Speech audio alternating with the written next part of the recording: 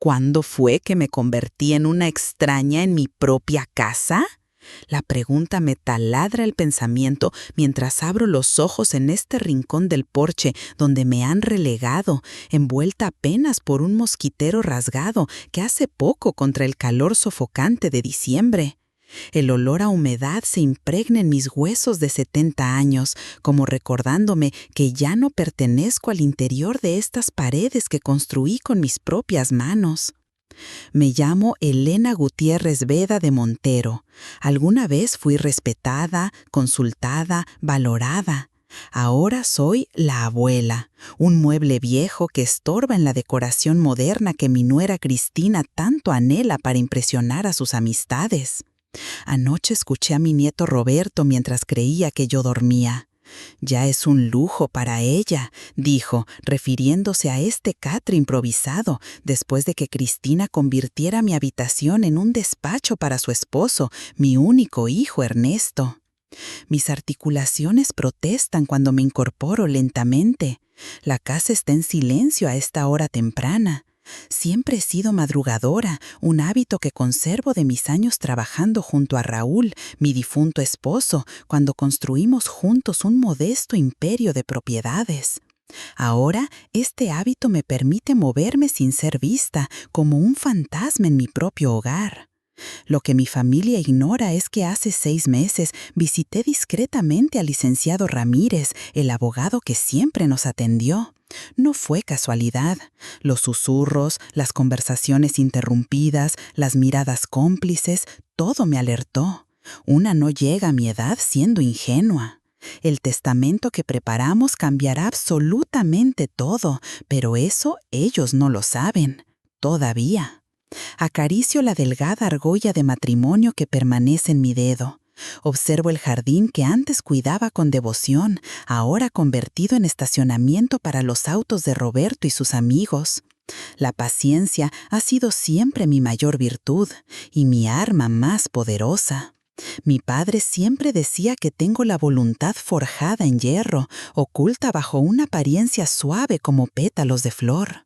«Elenita, pareces frágil, pero tienes raíces que atraviesan la roca», me repetía cuando enfrentábamos tiempos difíciles en nuestro pequeño pueblo de Michoacán.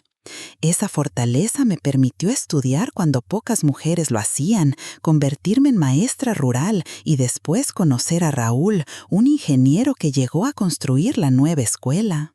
Juntos vinimos a la Ciudad de México con sueños grandes y bolsillos vacíos. Recuerdo nuestro primer apartamento, tan pequeño que podía tocar ambas paredes extendiendo los brazos, pero era nuestro. Raúl tenía visión para los negocios inmobiliarios, yo tenía instinto.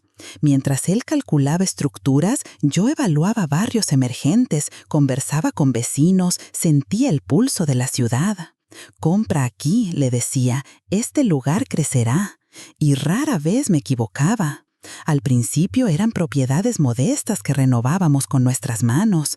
Después fueron edificios completos, terrenos, un hotel boutique. Fueron tiempos felices. Ernesto nació cuando ya teníamos cierta estabilidad.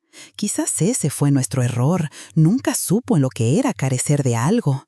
Le dimos educación en los mejores colegios, viajes, oportunidades. Creció acostumbrado a que todo se resolviera con una llamada telefónica, con un cheque, con la intervención de sus padres. Cuando conoció a Cristina en la universidad, me preocupé.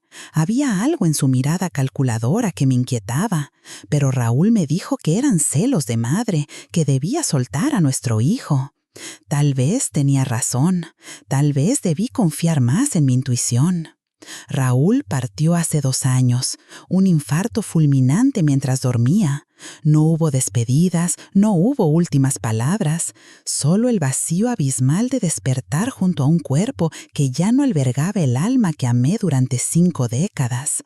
Lo dejó todo a mi nombre, confiando en que yo sabría distribuirlo justamente cuando llegara el momento. «Eres la más sensata de los dos», me dijo una vez mientras firmábamos documentos. «Sabrás cuándo y cómo dejar nuestro legado en buenas manos». No imaginaba entonces que esas manos no serían las de nuestra propia sangre. El cambio fue gradual, casi imperceptible, como cuando una fruta comienza a pudrirse desde el interior mientras su piel permanece intacta. Los primeros meses después del funeral, Ernesto y Cristina me trataban con una consideración excesiva, artificial. «Mamá, no te preocupes por nada. Suegra, nosotros nos encargamos». Me sentía como una niña a quien le quitan responsabilidades por incapaz. La sugerencia de mudarse a mi casa llegó envuelta en preocupación. «Estás muy sola, te hará bien tener compañía, Roberto podrá estar cerca de ti». Lo que no mencionaron fue que habían tenido que vender su departamento para cubrir las deudas del negocio fallido de Ernesto, un restaurante de comida fusión que quebró antes de cumplir un año. Las primeras grietas aparecieron cuando Cristina comenzó a rediseñar los espacios sin consultarme. «Esta sala necesita luz», decía, mientras retiraba los pesados cortinajes burdés que Raúl y yo habíamos traído de nuestro viaje a España. Los muebles antiguos fueron reemplazados por piezas modernas, frías, incómodas. Mis objetos personales comenzaron a desaparecer, relegados al sótano o simplemente descartados cuando no estaba mirando. «Mamá, estas cosas ya pasaron de moda», me explicaba Ernesto, con esa voz condescendiente que había adoptado. «Cristina tiene buen gusto, deberías confiar en ella». Y yo callaba, por amor a mi hijo, por evitar conflictos, por esa paz familiar que siempre había valorado tanto. Pero cada objeto desaparecido era como arrancar un pedazo de mi historia, de mi identidad. Las comidas familiares se transformaron. Al principio todos compartíamos la mesa. Después comenzaron a servirse en horarios diferentes. «Para que puedas descansar temprano», me decían. En realidad, era para no tenerme presente cuando llegaban sus amistades, esas personas ruidosas que bebían demasiado y hablaban sobre inversiones y propiedades con la familiaridad de quien ya se siente dueño. Una tarde, escuché a Cristina hablar por teléfono en el jardín. «Claro que venderemos todo cuando llegue el momento. ¿Para qué querríamos tantas propiedades viejas? Con lo que saquemos podremos comprar algo en Polanco o en Santa Fe, algo digno de nosotros». No mencionó que esas propiedades viejas habían financiado su boda extravagante, los estudios privados de Roberto, los múltiples rescates financieros de Ernesto. No mencionó que esos edificios representaban décadas de esfuerzo, de sacrificios, de visión. Esa noche lloré en silencio, por primera vez desde la muerte de Raúl. No por tristeza, sino por claridad. Las grietas ya no podían ignorarse. Los muros de esta casa centenaria son gruesos, pero tienen oídos. O quizás es que a mis 70 años he perfeccionado el arte de caminar sin hacer ruido, de existir en las sombras cuando conviene. Fue así como comencé a escuchar las conversaciones que no estaban destinadas a mis oídos. Era finales de febrero cuando lo sorprendí por primera vez. Había bajado a la cocina por un vaso de agua, descalza, envuelta en mi bata de seda azul que Raúl me regaló en nuestro último aniversario. La luz del comedor estaba encendida y las voces de Cristina y Roberto llegaban amortiguadas. «¿Cuánto crees que aguante la abuela?», preguntaba mi nieto mientras mordisqueaba algo. «No hables así, Roberto», lo reprendió Cristina, pero sin convicción. «Aunque, siendo realistas, a su edad cualquier cosa puede pasar. Por eso tu papá y yo estamos organizando todo para cuando ella ya no esté». «¿Ya averiguaron si todo está a su nombre?» «Todo, cada propiedad, cada cuenta bancaria. Tu abuelo fue muy tradicional en ese sentido. Pero no te preocupes, siendo hijo único, tu papá heredará todo automáticamente». Me quedé petrificada en el pasillo oscuro, el vaso de agua olvidado en mi mano. «Cuando ella ya no esté». Hablaban de mi muerte con la naturalidad de quien comenta el clima, como si fuera un evento en el calendario que simplemente había que esperar con paciencia. «¿Y si decide dejárselo a alguien más?», la voz de Roberto sonaba preocupada. Cristina rió, una risa breve y despreciativa que nunca le había escuchado antes. «¿A quién? No tiene a nadie más. Además, tu abuela apenas sabe usar el teléfono celular, mucho menos cambiar un testamento. Y tu papá es su adoración, jamás lo dejaría sin nada». En ese momento sentí frío, un frío que venía desde dentro y que ninguna cobija podría mitigar. Tenían razón en algo. Ernesto había sido mi adoración, el niño por el que Raúl y yo habríamos dado la vida. Pero el hombre en que se había convertido, manipulado por la ambición de Cristina y su propia debilidad de carácter, ya no era aquel niño. Durante las semanas siguientes, me convertí en una sombra en mi propia casa, atenta a cada conversación. Descubrí que planeaban vender el edificio en la colonia Roma para pagar las deudas del fallido restaurante y financiar un nuevo negocio, que Roberto esperaba usar su parte para pagarse un posgrado en el extranjero, que ya habían consultado con un agente inmobiliario sobre el valor de la casa donde vivíamos. También noté cómo me iban aislando sistemáticamente, las invitaciones familiares que misteriosamente no llegaban a mí, las visitas de mis antiguas amigas que eran recibidas con frialdad, desalentando su regreso, el teléfono que, casualmente, estaba ocupado cuando intentaba hacer llamadas. Una noche de insomnio, revisando mentalmente todo lo descubierto, tomé una decisión. Si esperaban mi muerte para repartirse lo que Raúl y yo construimos, tendrían una sorpresa. Yo también podía planificar en silencio. Abril llegó con lluvias tempranas que convertían el jardín trasero en un lodazal, o lo que quedaba del jardín, después de que Ernesto decidiera ampliarlo para estacionamiento sin consultarme. Mis rosales, mis bugambilias, el naranjo que planté cuando nació Roberto, todo arrasado en un solo día mientras yo visitaba a mi amiga Consuelo en Coyoacán. Esa traición menor comparada con otras me dolió profundamente. Había cultivado ese jardín durante décadas. Cada planta tenía una historia, un recuerdo asociado. «Son solo plantas, mamá. Podemos comprar nuevas», fue la respuesta despreocupada de Ernesto cuando le reclamé. Fue precisamente ese día, regresando empapada y con el corazón pesado, cuando descubrí el cajón prohibido. Buscaba toallas secas en el estudio que ahora usaba Ernesto, antiguamente el despacho de Raúl.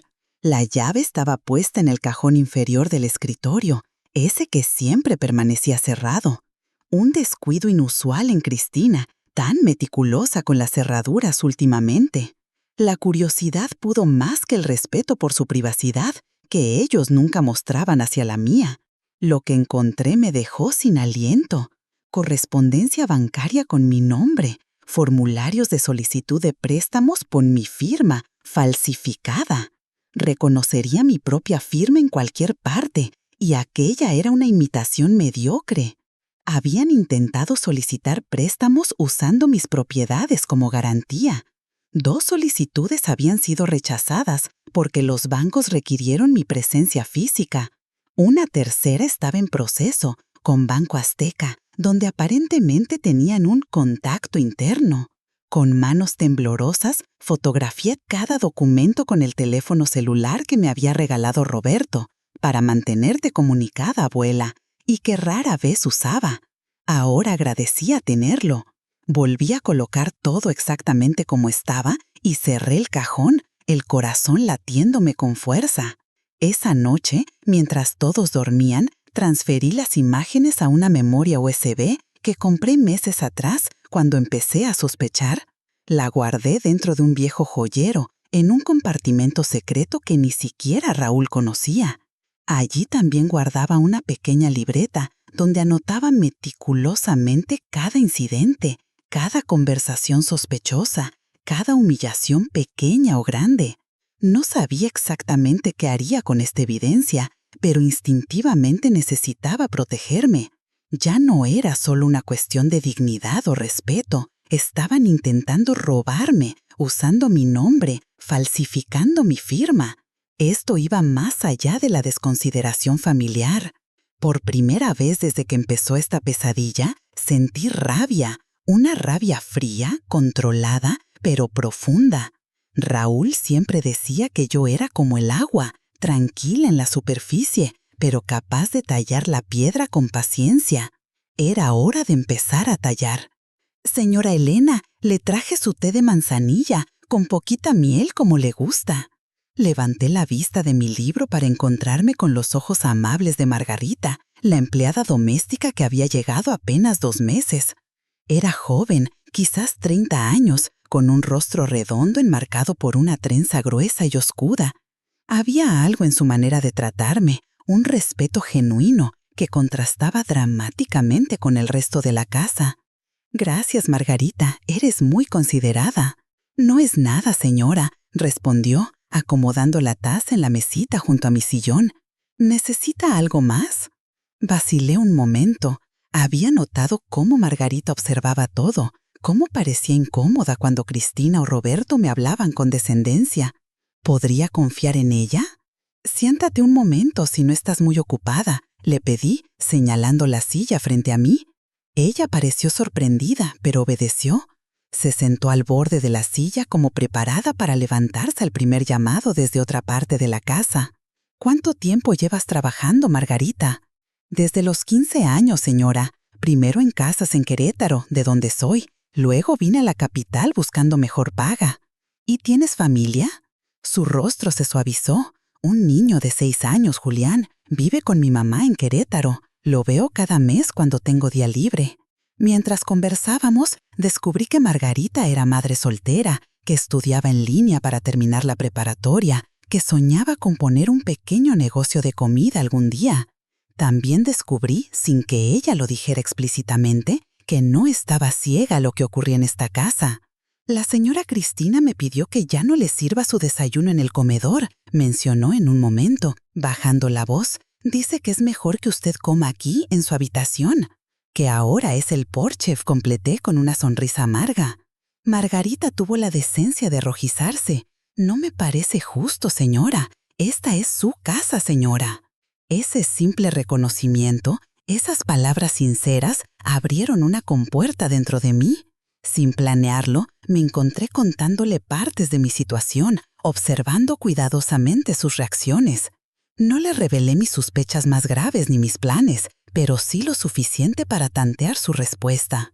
«No debería decir esto, señora Elena», murmuró finalmente, mirando hacia la puerta para asegurarse que nadie se acercaba. «Pero hay cosas que he visto. La señora Cristina revisa sus pertenencias cuando usted no está. Y el joven Roberto, una vez lo escuché hablar por teléfono sobre vender una propiedad en cuanto la abuela ya no esté». Un escalofrío me recorrió la espalda, confirmación externa de lo que ya sabía. «¿Por qué me cuentas esto, Margarita?» Ella enderezó los hombros, sorprendidamente decidida. «Porque mi abuelita murió sola en un asilo, mientras sus hijos se peleaban por su casita en Querétaro, porque no está bien lo que le hacen a usted, y porque me recuerda a ella, siempre digna, siempre fuerte, aunque la trataran como si ya no importara». En ese momento, supe que había encontrado una aliada. No le conté todo, por supuesto. La confianza debe ganarse lentamente. Pero en los días y semanas siguientes, Margarita se convirtió en mis ojos y oídos cuando yo no podía estar presente. Me alertaba sobre conversaciones, sobre visitas que venían cuando me mandaban a hacer mandados innecesarios, sobre documentos que aparecían en el escritorio de Ernesto. La vida tiene formas curiosas de enviarnos ayuda. En mi momento de mayor vulnerabilidad, la encontré en la persona aparentemente más vulnerable de la casa. El primer mareo me sorprendió después de la comida. Un simple caldo de pollo con verduras que Cristina insistió en servirme ella misma. Una receta especial, suegra, para fortalecer tus defensas. La amabilidad repentina debió alertarme, pero la esperanza de una reconciliación nubló mi juicio. 2 horas después, apenas podía mantenerme en pie. La habitación giraba, las palabras se enredaban en mi lengua, mis pensamientos se deshilachaban como una vieja mantilla. Dormí 14 horas seguidas, un sueño pesado, sin sueños, del que desperté con la boca seca y la mente confusa. Ocurrió nuevamente 3 días después, y luego otra vez, siempre después de alguna comida o bebida que Cristina preparaba especialmente para mí. Mi cuerpo de 70 años, que hasta entonces se mantenía fuerte y lúcido, comenzaba a parecer frágil y senil. «Te noto desorientada, mamá», comentó Ernesto con falsa preocupación. «Quizás deberíamos llevarte al médico». «A tu edad es normal tener lagunas mentales», añadió Roberto, mientras intercambiaba una mirada cómplice con su madre. Fue Margarita quien me abrió los ojos. Una tarde, mientras me ayudaba a ordenar el pequeño espacio que me habían dejado para mis pertenencias, se acercó nerviosamente. «Señora Elena, no sé si debo decirle esto». «Habla, Margarita, confío en ti». «Es que encontré esto en la alacena de la cocina». Sacó de su bolsillo un pequeño frasco sin etiqueta. «La señora Cristina lo guarda bajo llave, pero olvidó cerrar hoy. Son pastillas para dormir, muy fuertes. Mi tía las toma para su insomnio crónico». Mi corazón se aceleró. «¿Crees que...?» «Estoy segura, señora. La he visto moler estas pastillas cuando prepara su té o su caldo, solo el suyo». Me estaban drogando. Lentamente, metódicamente, estaban alterando mi mente, probablemente esperando que cometiera algún error, que mostrara signos de demencia que justificaran quitarme el control de mis bienes. La indignación me quemaba por dentro, pero la contuve. Este no era momento para confrontaciones emocionales, era momento de estrategia. «Margarita, necesito que me hagas un favor». Durante las semanas siguientes, implementamos nuestro propio sistema. Margarita interceptaba cualquier alimento o bebida que Cristina preparaba para mí, virtiéndolo disimuladamente en una planta o reemplazándolo por opciones no contaminadas. Yo, mientras tanto, fingía seguir experimentando mareos y confusión, incluso exagerándolos en ocasiones. «Creo que olvidé dónde puse mis anteojos», decía mientras los llevaba en el bolsillo. «¿Qué día es hoy? Me siento tan desorientada», comentaba, aunque llevaba un registro meticuloso de fechas y eventos en mi diario secreto. Dejé accidentalmente extractos bancarios a la vista que luego olvidaba haber sacado. Mencionaba propiedades inexistentes en conversaciones casuales, como sembrando pistas falsas, todo mientras documentaba cada intento de envenenamiento. Una tarde, Ernesto se sentó junto a mí con una carpeta de documentos. «Mamá, he estado pensando, con tus recientes problemas de memoria, quizás sería más sencillo si yo me encargara de administrar tus bienes, por tu tranquilidad». Miré a mi hijo, este extraño en quien apenas reconocí al niño que crié, y sentí una profunda tristeza. ¿Cuándo se había convertido en este hombre capaz de brogar a su propia madre para dinero? «Quizás tengas razón, hijo», respondí con voz débil. «Déjame los papeles para revisarlos cuando me sienta mejor». La expresión de triunfo mal disimulado en su rostro confirmó todas mis sospechas. No firmé nada, por supuesto, pero dejé que creyeran que estaba a punto de ceder. La mejor defensa a veces es aparentar debilidad cuando en realidad estás reuniendo fuerzas. El sótano siempre había sido mi refugio secreto. Mientras la casa sobre nosotros se transformaba, ese espacio permanecía intacto, probablemente porque ni Cristina ni Roberto se dignaban a bajar a un lugar tan polvoriento y lleno de trastos viejos, como despreciadamente llamaban a los recuerdos de toda una vida. Fue allí, entre cajas de fotografías y documentos antiguos, donde encontré el tesoro escondido. Buscaba un álbum específico para mostrarle a Margarita fotos de cuando Raúl y yo éramos jóvenes, cuando tropecé con una caja metálica que no recordaba. La cerradura estaba oxidada, pero cedió fácilmente cuando la forcé con un destornillador. Dentro, cuidadosamente preservadas en sobres de papel encerado, encontré cartas. Docenas de cartas que Raúl y yo intercambiamos durante los primeros años de nuestro matrimonio, cuando él viajaba frecuentemente supervisando construcciones. Entre ellas, como un tesoro dentro de otro tesoro, había documentos legales que había olvidado por completo. Con manos tembloras de emoción, descubrí escrituras de una propiedad en Cuernavaca. Una pequeña casa con jardín que Raúl compró como sorpresa para nuestro 20º aniversario, pero que nunca utilizamos porque nuestros negocios en la capital demandaban toda nuestra atención. Con los años, simplemente la habíamos olvidado, rentándola a través de un administrador que enviaba los pagos directo a una cuenta separada. Una propiedad que no aparecía en ninguno de los registros que la familia conocía. También encontré documentos de inversiones realizadas décadas atrás, acciones en empresas que ahora valen considerablemente más, certificados de depósito en un banco suizo, incluso un pequeño terreno en la costa de Oaxaca que compramos por una bicoca cuando nadie apostaba por esa zona.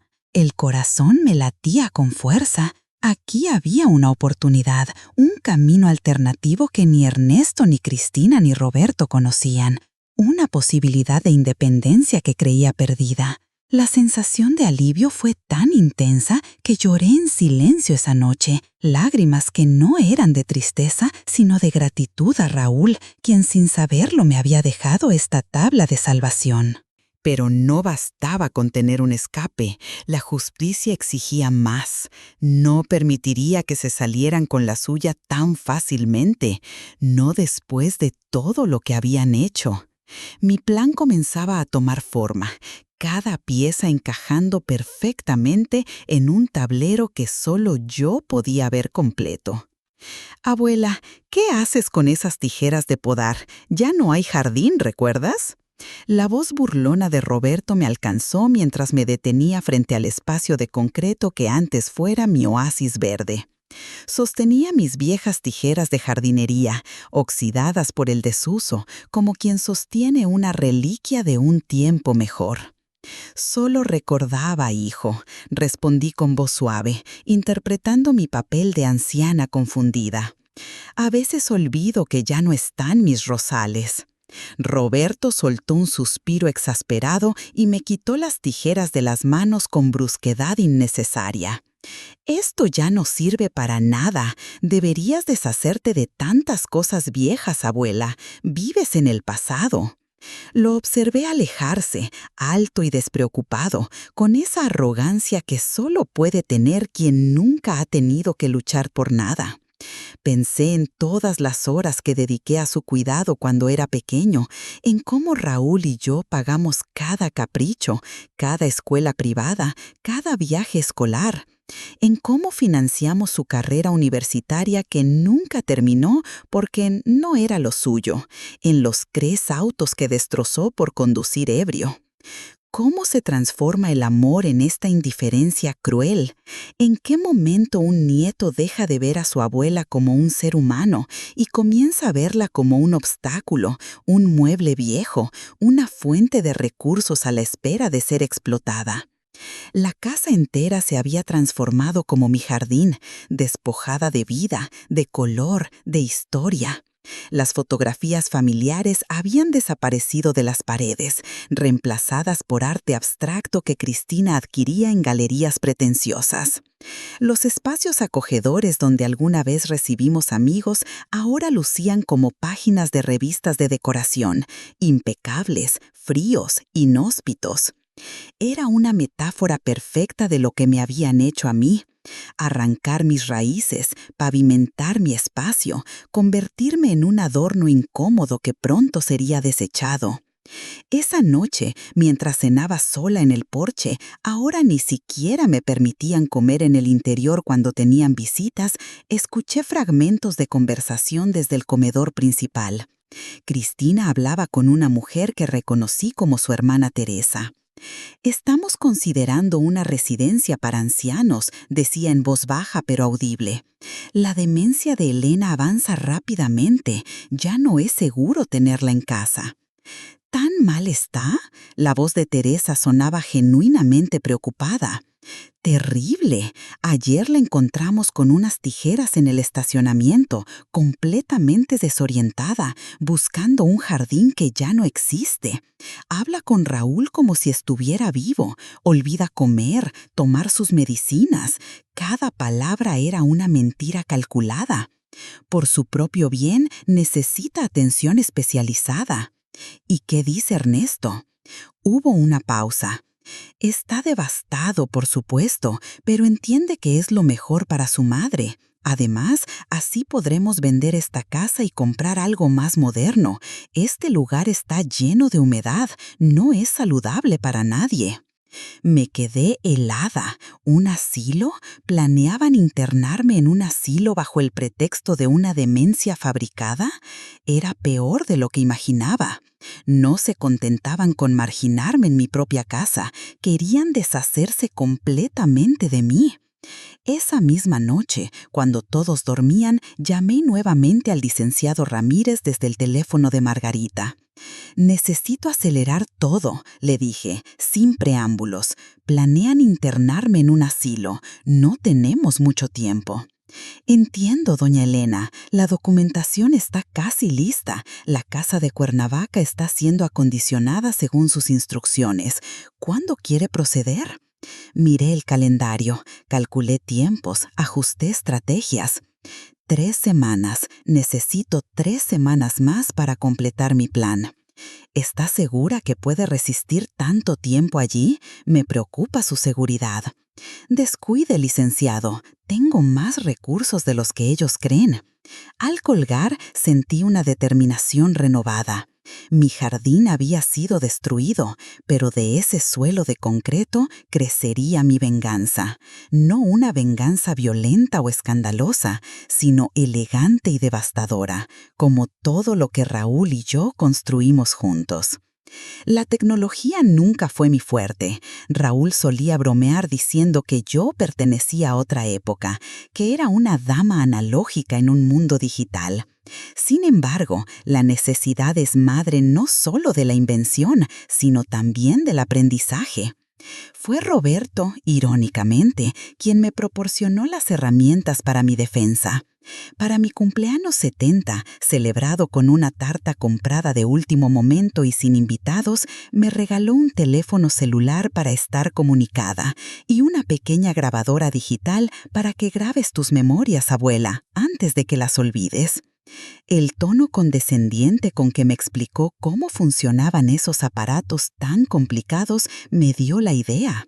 Si me creían técnicamente incapaz, no sospecharían que podía usar esos dispositivos para documentar sus conversaciones. La grabadora resultó perfecta, pequeña, con buena capacidad de memoria y activación por voz. Durante 2 semanas la coloqué estratégicamente en diferentes lugares de la casa, bajo el centro de mesa del comedor, entre los libros de la estantería, incluso en el despacho de Ernesto cuando sabía que tendría reuniones con Cristina. Las voces capturadas confirmaron mis peores sospechas y revelaron planes que ni siquiera había imaginado. «Basta que firme el poder notarial antes de internarla», decía Ernesto. «El licenciado Torres dice que después será más complicado si la declaran mentalmente incompetente». Preguntaba Cristina. «No se negará. Le diré que son documentos para proteger sus bienes de impuestos. Nunca lee lo que firma. Confía ciegamente en mí». La voz de mi hijo sonaba extrañamente orgulloso de su capacidad para engañarme. Otra grabación, esta vez de Roberto hablando por teléfono con un amigo. «Te lo juro, bro, cuando la abuela estire la pata vamos a ser asquerosamente ricos. Mi parte va directo para el Ferrari y el departamento en Miami. Sí, hombre, ella ya está medio ida, no durará mucho más. Mis papás están acelerando el proceso, si sabes a lo que me refiero». ¿Acelerando el proceso? Un escalofrío me recorrió la espalda. ¿Hasta dónde estaban dispuestos a llegar? La grabación más dolorosa fue una conversación entre Ernesto y Cristina en su habitación tarde en la noche. «A veces me siento mal por todo esto, Cris». La voz de mi hijo sonaba ligeramente afectado por el alcohol. «No seas débil, Ernesto», la respuesta cortante de Cristina. «Tu madre tuvo su vida, ahora nos toca a nosotros. ¿Qué prefieres, que Roberto pierda su oportunidad en el extranjero, que sigamos ahogados en deudas mientras ella acumula propiedades que ni usa? Es lo justo». Supongo que tienes razón. Claro que la tengo. Además, estará mejor en el asilo. Tendrá atención médica, compañía de gente de su edad, y nosotros podremos empezar de nuevo, sin cargas. Sin cargas. Yo, la madre que dio a luz a Ernesto tras 20 horas de parto difícil, la mujer que renunció a su carrera como maestra para criar a ese niño, la que junto a Raúl construyó el patrimonio que ahora ellos veían como suyo por derecho, reducida a una carga de la que había que liberarse. Guardé todas las grabaciones en la memoria USB junto con las fotografías de los documentos falsificados. Luego, hice copias que entregué al licenciado Ramírez para resguardo adicional. Las pruebas se acumulaban, irrefutables, dolorosas en su claridad. Mientras tanto, Margarita me trajo noticias perturbadoras. Había encontrado folletos de asilos en el escritorio de Ernesto, con uno en particular señalado, Atardeceres Dorados, un lugar en las afueras de la ciudad, barato y con pésima reputación. El tiempo se agotaba. Mi plan debía ejecutarse pronto, muy pronto. Un jueves por la mañana, Ernesto entró en el porche con una carpeta bajo el brazo y esa sonrisa falsa que había perfeccionado, la que no llegaba a sus ojos. «Buenos días, mamá. ¿Cómo amaneciste hoy?» «Con dolor en las articulaciones», respondí, interpretando mi papel de anciana achacosa. La humedad de este porche no ayuda mucho. Un destello de culpabilidad cruzó su rostro, rápidamente suprimido. «Precisamente de eso quería hablarte. Cristina y yo hemos estado pensando que mereces un lugar mejor, con cuidados adecuados para tu edad». «¿A qué te refieres, hijo?» «Hay un lugar precioso, Atardeceres Dorados. Es como un hotel 5 estrellas para personas mayores. Tienen enfermeras las 24 horas, actividades recreativas, jardines hermosos». Cada palabra sonaba ensayada, cada beneficio exagerado. «¿Quieres llevarme a un asilo?», pregunté directamente, observando su reacción. «No, mamá, no es un asilo», se apresuró a corregir. «Es una comunidad residencial para adultos mayores. Estarás con gente de tu edad, harás amistades, tendrás atención médica constante. ¿Y esta casa? ¿Qué pasará con ella?». Su incomodidad aumentó visiblemente. «Bueno, pensamos que lo mejor sería venderla. Es demasiado grande para mantenerla, y con lo que obtengamos podríamos asegurar tu estancia en Atardeceres Dorados por muchos años». Fingí considerar la idea, mientras mi mente calculaba rápidamente. Necesitaba ver los documentos que traía, confirmar mis sospechas. «No sé, Ernesto, esta casa tiene tantos recuerdos». «Lo entiendo, mamá, pero a veces hay que mirar hacia adelante». Sacó varios papeles de la carpeta. «Mira, solo necesitamos que firmes estas autorizaciones para empezar los trámites. Son formalidades». Tomé los documentos con manos temblorosas, parcialmente por mi papel de mujer frágil, parcialmente por la indignación real que sentía. Como sospechaba, no eran simples autorizaciones. Era un poder notarial amplio a favor de Ernesto, que le otorgaría control total sobre todos mis bienes.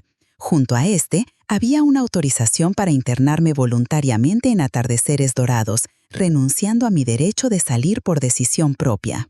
Me estaban pidiendo que firmar mi propia sentencia de prisión. «Necesito mis lentes para leer, hijo. ¿Me los alcanzas? Están en mi mesita de noche». Cuando Ernesto salió del porche, rápidamente fotografié los documentos con el celular que mantenía oculto entre los pliegues de mi bata. Para cuando regresó, estaba nuevamente en mi posición de anciana indefensa. «Gracias, hijo. Déjame ver». Fingí leer lentamente, pasando páginas con deliberada torpeza. «Hay muchos términos legales aquí que no entiendo bien. ¿Podría revisarlos el licenciado Ramírez antes de firmar?». La expresión de Ernesto se endureció. «Ramírez ya está muy viejo, mamá. Además, estos documentos los preparó el licenciado Torres, un abogado mucho más actualizado. No hay nada que revisar, son procedimientos estándar. Aún así, me gustaría pensarlo unos días. Es una decisión importante». «Por supuesto, mamá», concedió, aunque la tensión en su mandíbula revelaba su frustración. «Pero no lo pienses demasiado. La lista de espera en Atardeceres Dorados es larga y hemos logrado apartarte un lugar privilegiado». Cuando se marchó, examiné nuevamente los documentos con detenimiento. Fue entonces cuando lo vi, Al final de una de las páginas, donde se requería firma de testigos, estaba mi nombre. Mi firma, falsificada, ya estaba en uno de los anexos. No era la primera falsificación que descubría, pero esta tenía un propósito inmediato y aterrador. Con esta firma podrían proceder con parte del trámite, presionando luego para obtener las firmas restantes bajo cualquier pretexto. Esa misma tarde, mientras todos estaban fuera, Margarita me ayudó a revisar el despacho de Ernesto. En la papelera encontramos borradores de mi firma, decenas de intentos hasta lograr una imitación convincente. También hallamos un folleto detallado de atardeceres dorados que revelaba la verdad tras la fachada. Un establecimiento de mínima categoría, con habitaciones compartidas, personal insuficiente y múltiples denuncias por negligencia. Fotografié todo, cada evidencia, cada intento de falsificación. Luego, en un acto que me sorprendió por su audacia, tomé uno de los documentos originales donde habían falsificado mi firma. Lo necesitaría como prueba tangible, no solo fotografías. El tiempo para actuar se acortaba peligrosamente. Ya no eran solo palabras o intenciones, estaban actuando, dando pasos concretos para despojarme de todo: mi libertad, mis bienes, mi dignidad. Era hora de ejecutar la fase final de mi plan. El sótano se había convertido en mi refugio y mi arsenal. Entre cajas polvorosas y recuerdos abandonados, encontraba las piezas para armar mi defensa y eventualmente mi liberación. Fue allí, revisando documentos antiguos a la luz mortísima de una bombilla desnuda, donde encontré el papel que cambiaría todo el tablero de juego. Era un documento legal fechado 15 años atrás, cuando Raúl y yo establecimos una fundación familiar. En aquel entonces, la idea era principalmente fiscal, una forma de gestionar nuestras propiedades, reduciendo la carga impositiva mientras destinábamos un porcentaje a causas benéficas. Lo que había olvidado completamente, y lo que Ernesto evidentemente desconocía, era una cláusula específica. La casa principal donde vivíamos no era técnicamente propiedad personal, sino de la fundación. Nosotros figurábamos como administradores vitalicios con derecho a habitarla, pero la propiedad en sí pertenecía a una entidad legal separada. Mis manos temblaban al sostener este documento, esta carta de triunfo inesperada.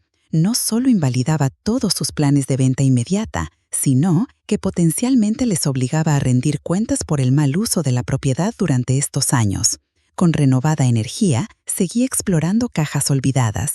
En una de ellas, etiquetadas simplemente como Papeles Varios 2005, encontré otro tesoro: el acta constitutiva original de la empresa inmobiliaria que Raúl y yo formamos.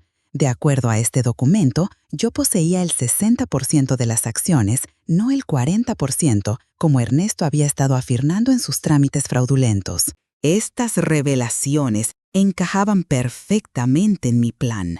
Ya no solo tenía pruebas de su conducta inmoral y potencialmente criminal, ahora tenía herramientas legales para contrarrestar sus acciones de manera inmediata. Esa noche, mientras la casa dormía, tuve una larga conversación telefónica con el licenciado Ramírez. «Esto cambia todo, doña Elena». Su voz sonaba más animada de lo que la había escuchado en años. «Con estos documentos podemos presentar una medida cautelar inmediata para proteger la propiedad». «No quiero hacerlo todavía, licenciado», respondí. «Prefiero usar esta información en el momento preciso, cuando estén todos reunidos». «¿Está segura? Cada día que pasa es un riesgo para usted». «Completamente segura. Ya tengo fecha para mi gran revelación. El próximo domingo, durante la comida familiar que Cristina organiza mensualmente para impresionar a sus amistades. Todos estarán presentes, incluyendo algunos testigos externos que darán más impacto a la situación. Como usted disponga, doña Elena. Mientras tanto, terminaremos de acondicionar la casa en Cuernavaca. ¿Sigue en pie su oferta para Margarita? Por supuesto. Ella ha sido mi única aliada en esta casa de traiciones.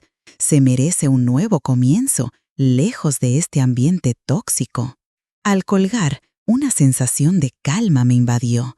Por primera vez en muchos meses, dormí profundamente, sin miedo a lo que el mañana pudiera traer. El tablero estaba listo, las piezas en posición. Solo quedaba ejecutar el movimiento final.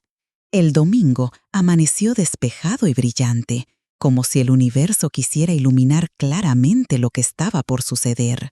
Me vestí con especial cuidado, un traje sastre azul marino que Raúl siempre elogió, un broche de plata que fue de mi madre, el cabello recogido en un moño pulcro. Quería lucir digna, fuerte, inconfundiblemente dueña de mí misma para lo que estaba por venir. Cristina había invitado a su círculo habitual, 2 parejas de amigos adinerados, su hermana Teresa con su esposo y los padres de la novia de Roberto, con quienes buscaba congraciarse. También estaría presente el licenciado Torres, ese abogado ambicioso que había estado asesorando a Ernesto en sus planes.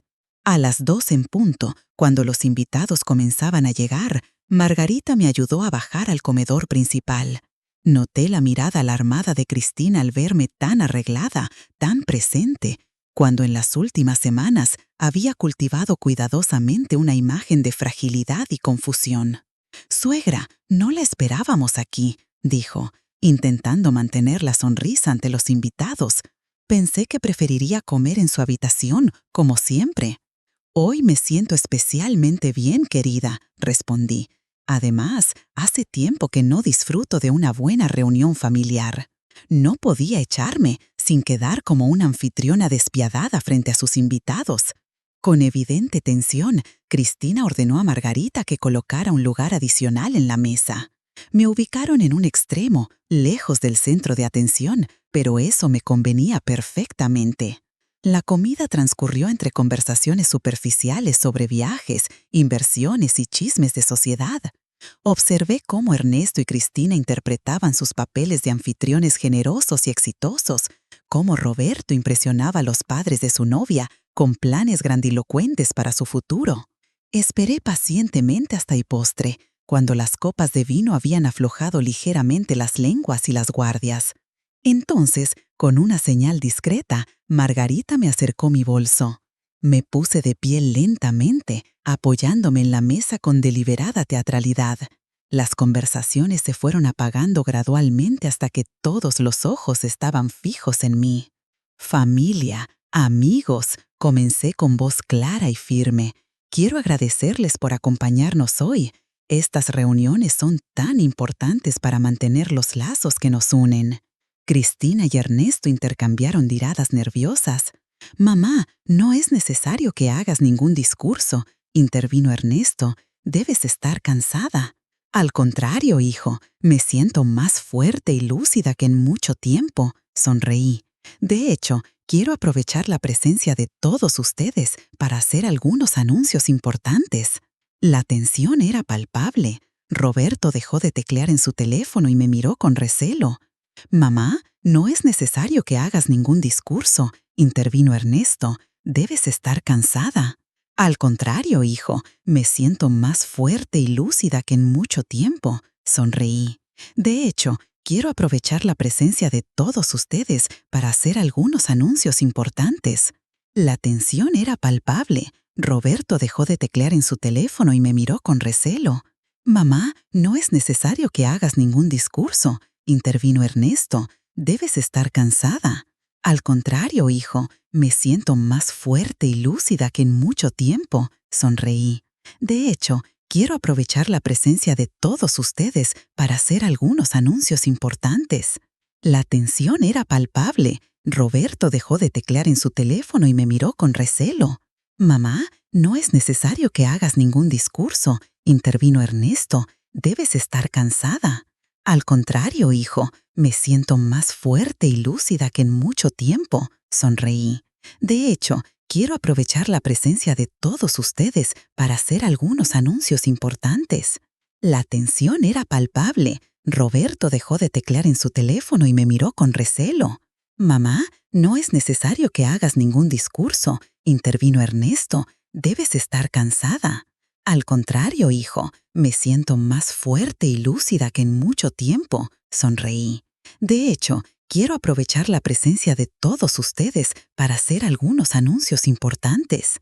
La tensión era palpable. Roberto dejó de teclear en su teléfono y me miró con recelo. «Mamá, no es necesario que hagas ningún discurso, intervino Ernesto. Debes estar cansada. Al contrario, hijo, me siento más fuerte y lúcida que en mucho tiempo, sonreí. De hecho, quiero aprovechar la presencia de todos ustedes para hacer algunos anuncios importantes. La tensión era palpable. Roberto dejó de teclear en su teléfono y me miró con recelo. Mamá, no es necesario que hagas ningún discurso, intervino Ernesto. Debes estar cansada. Al contrario, hijo, me siento más fuerte y lúcida que en mucho tiempo, sonreí. De hecho, quiero aprovechar la presencia de todos ustedes para hacer algunos anuncios importantes. La tensión era palpable. Roberto dejó de teclear en su teléfono y me miró con recelo. Mamá, no es necesario que hagas ningún discurso, intervino Ernesto. Debes estar cansada. Al contrario, hijo, me siento más fuerte y lúcida que en mucho tiempo, sonreí. De hecho, quiero aprovechar la presencia de todos ustedes para hacer algunos anuncios importantes.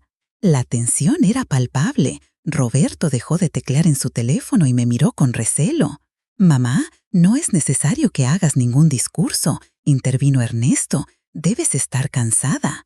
Al contrario, hijo, me siento más fuerte y lúcida que en mucho tiempo, sonreí. De hecho, quiero aprovechar la presencia de todos ustedes para hacer algunos anuncios importantes. La tensión era palpable. Roberto dejó de teclear en su teléfono y me miró con recelo. Mamá, no es necesario que hagas ningún discurso, intervino Ernesto. Debes estar cansada. Al contrario, hijo, me siento más fuerte y lúcida que en mucho tiempo, sonreí. De hecho, quiero aprovechar la presencia de todos ustedes para hacer algunos anuncios importantes. La tensión era palpable. Roberto dejó de teclear en su teléfono y me miró con recelo. Mamá, no es necesario que hagas ningún discurso, intervino Ernesto. Debes estar cansada. Al contrario, hijo, me siento más fuerte y lúcida que en mucho tiempo, sonreí. De hecho, quiero aprovechar la presencia de todos ustedes para hacer algunos anuncios importantes. La tensión era palpable. Roberto dejó de teclear en su teléfono y me miró con recelo. Mamá, no es necesario que hagas ningún discurso, intervino Ernesto. Debes estar cansada. Al contrario, hijo, me siento más fuerte y lúcida que en mucho tiempo, sonreí. De hecho, quiero aprovechar la presencia de todos ustedes para hacer algunos anuncios importantes. La tensión era palpable. Roberto dejó de teclear en su teléfono y me miró con recelo. Mamá, no es necesario que hagas ningún discurso, intervino Ernesto. Debes estar cansada. Al contrario, hijo, me siento más fuerte y lúcida que en mucho tiempo, sonreí. De hecho, quiero aprovechar la presencia de todos ustedes para hacer algunos anuncios importantes. La tensión era palpable. Roberto dejó de teclear en su teléfono y me miró con recelo. Mamá, no es necesario que hagas ningún discurso, intervino Ernesto. Debes estar cansada. Al contrario, hijo, me siento más fuerte y lúcida que en mucho tiempo, sonreí. De hecho, quiero aprovechar la presencia de todos ustedes para hacer algunos anuncios importantes. La tensión era palpable. Roberto dejó de teclear en su teléfono y me miró con recelo. Mamá, no es necesario que hagas ningún discurso, intervino Ernesto. Debes estar cansada. Al contrario, hijo, me siento más fuerte y lúcida que en mucho tiempo, sonreí. De hecho, quiero aprovechar la presencia de todos ustedes para hacer algunos anuncios importantes. Dorados, cada mención de cómo repartirían mis bienes cuando estire la pata, como tan elegantemente lo expresó mi nieto. Roberto se hundió en su silla, evitando la mirada horrorizada de los padres de su novia. Ernesto, recuperando algo de compostura, intentó una última defensa. «Mamá, solo queríamos lo mejor para ti. Si hubo algún malentendido». «¿Malentendido?», repetí con amarga ironía. «¿Llamas malentendido a drogarme sistemáticamente?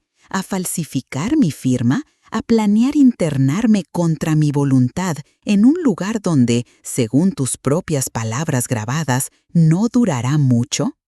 El silencio que siguió fue denso, opresivo. Los invitados miraban alternativamente a la familia y a mí, procesando la magnitud de lo revelado. Finalmente, saqué el último documento de mi bolso. Quiero informarles que he modificado mi testamento.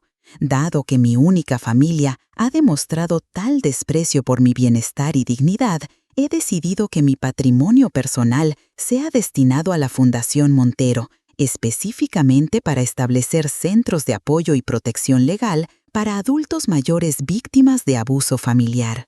Ernesto se derrumbó en su silla, derrotado. Cristina tenía la mirada fija en la mesa, incapaz de enfrentar a sus amistades. Roberto había abandonado toda pretensión, su rostro una máscara de furia impotente. A partir de mañana, concluí, me trasladaré a mi casa en Cuernavaca, que afortunadamente ustedes desconocían. Margarita me acompañará como ama de llaves, con un salario digno y vivienda para ella y el hijo que espera. Miré a cada uno de los presentes, deteniéndome finalmente en mi hijo. Ernesto, siempre serás mi hijo y te amaré hasta mi último aliento. Pero el amor no justifica el abuso. Tienen 2 semanas para desalojar esta casa, que volverá a su función original como sede de la fundación. Me dirigí entonces a los invitados, que permanecían petrificados en sus asientos. Lamento profundamente que hayan presenciado esta situación tan dolorosa. No era mi intención arruinar su domingo, pero necesitaba testigos para evitar futuras tergiversaciones. Los automóviles que he solicitado los esperan afuera para llevarlos a sus hogares. Con una dignidad que no sentía, pero que proyectaba con cada fibra de mi ser, me levanté de la mesa. Margarita me ofreció su brazo y, sin mirar atrás, abandoné el comedor donde había desenmascarado las traiciones más dolorosas de mi vida. El amanecer en Cuernavaca tiene un color diferente, más suave, más amable, o quizás es simplemente que ahora puedo contemplarlo desde una terraza propia, envuelta en paz, sin temor a que alguien me encuentre estorbando en los espacios comunes. Han pasado 6 meses desde aquella comida que cambió todo. La casa que Raúl compró como sorpresa hace tanto tiempo se ha convertido en mi refugio y mi nuevo comienzo. No es tan grande como la de Ciudad de México, pero tiene jardines exuberantes que florecen todo el año, amplias ventanas que inundan las habitaciones de luz y, lo más importante, respeto y dignidad en cada rincón. Margarita dio a luz a un niño precioso hace 2 meses. Lo llamó Raúl, un homenaje que me conmovió profundamente. Tiene su propia casita en la propiedad, independiente pero cercana. A veces, cuando la escucho cantarle nanas al bebé mientras tiende la ropa, pienso en lo extrañas que son las familias que formamos en la vida. Cómo a veces los lazos de sangre se rompen, mientras otros, formados por circunstancias y elecciones, se fortalecen hasta hacerse inquebrantables. Ernesto intentó impugnar el testamento, por supuesto. El licenciado Ramírez me representó con la fiereza de quien defiende no solo un caso, sino una injusticia personal. Con las pruebas abrumadoras que presentamos, el juez falló a mi favor en tiempo récord. Mi hijo tuvo que pagar las costas legales y enfrentar una investigación por intento de fraude que solo se detuvo cuando decidí no presentar cargos formales. Aún es mi hijo después de todo. Cristina lo abandonó poco después, cuando comprendió que no habría herencia millonaria. Se mudó con un empresario mayor que ella, continuando su patrón de buscar seguridad financiera a cualquier precio. Roberto, sorprendentemente, fue quien mostró algún atisbo de remordimiento. Vino a verme una tarde, incómodo y nervioso. Abuela, yo... comenzó sin saber cómo continuar. Caminamos por los jardines en un silencio cargado de palabras no dichas. Finalmente, junto a un árbol de jacaranda en flor, se detuvo. Lo que hicimos estuvo mal, dijo simplemente. No tengo excusas.